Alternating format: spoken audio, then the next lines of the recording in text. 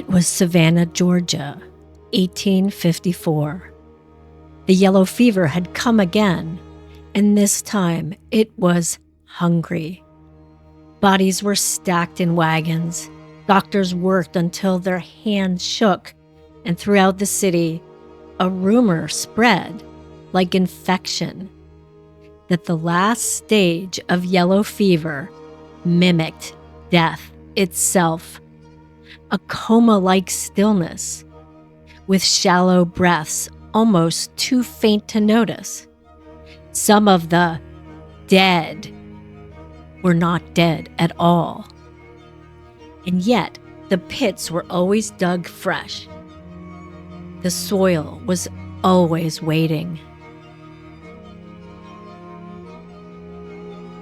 Elias Thorne had spent weeks hiding behind boarded windows, listening to the tolling of funeral bells echoing along Savannah's moss-draped streets. He was an apothecary by trade, young, clever, but cursed with one consuming terror: taphophobia, the fear of being buried alive. He had read real accounts, heard true stories whispered by undertakers. Fingernail scratches on coffin lids, splintered wood, bodies twisted in agony. So many victims of yellow fever had been buried in mass graves that the city leaders ordered grave bells attached to strings tied around the wrists of the dead. If they're still alive, they said, they'll ring. But at night, the bells rang anyway. Sometimes one, sometimes many. And no one knew which souls were calling for help and which were only the wind.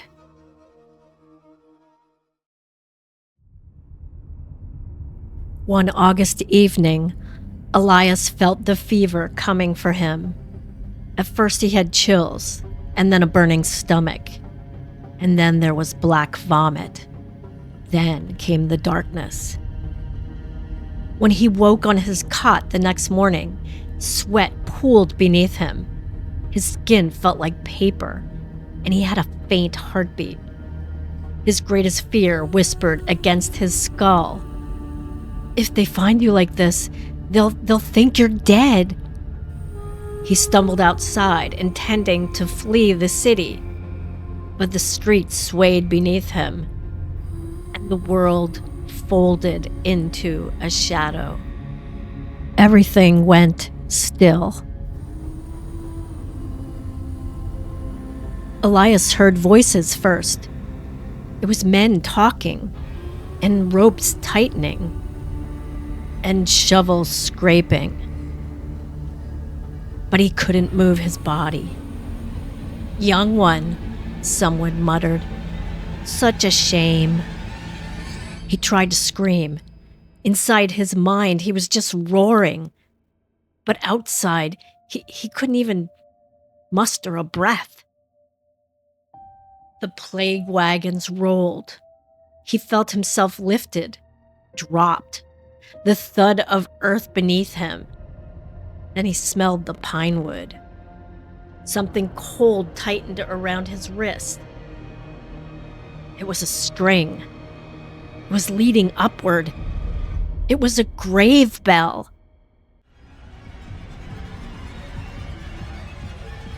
Then the lid shut above him. Darkness swallowed everything. Then the first shovel of soil rained down. Time became a twisting thing. Elias drifted in and out of consciousness. He couldn't tell if minutes or hours had passed. He gathered every shed of strength left in his dying body. With the effort of a drowning man reaching for sunlight, he pulled his wrist. The bell rang. It was a tiny sound, a fragile sound, but it was a sound. He pulled again and again. Above him, the bell chimed desperately into the night air. He heard footsteps approaching. He heard them clearly through the soil. It was the crunch of boots. They were slow and deliberate. Elias wept with hope. A voice drifted down. It was calm. Just too calm. "You should not have rung that, boy." Another shovelful hit the lid, and then another. Someone was burying him deeper. Elias screamed silently, thrashing inside the coffin, but his body barely moved. His fingers scraped uselessly against the wood. The voice above whispered through the dirt. "You people never understand. Some need to stay buried." The footsteps stopped directly over him. Something, a hand, pressed down on the coffin lid from above. "We hear the bells every night," the voice crooned. "Some of them living, some of the ones trying to climb back out." Then there was a long pause. And then, "I keep 'em down." The string on Elias's wrist suddenly went taut. It pulled downward. It pulled into the coffin, as if something was climbing in. The soil above him shifted. He heard wood creaking. And then he felt cold fingers close around his ankle. Elias's vision blurred, the fever surging, the world fading again. But before consciousness slipped away, he saw it. A face pressed against the inside of the coffin lid, inches from his own. It had gray skin.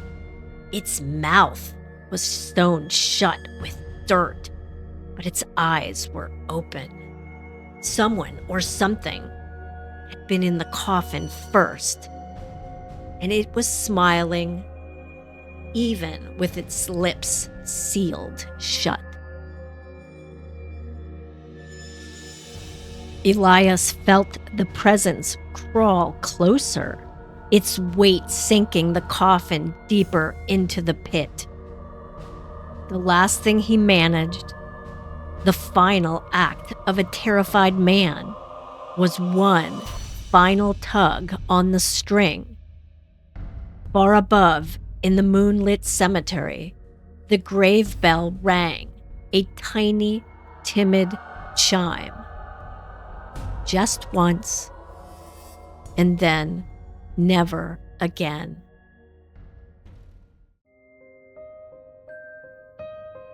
In Savannah, they say some bells still ring at night, even when there's no wind and no footsteps, just a sound from underground, as if someone is still trying to warn us that the dead were never alone down there, and some were never meant to wake.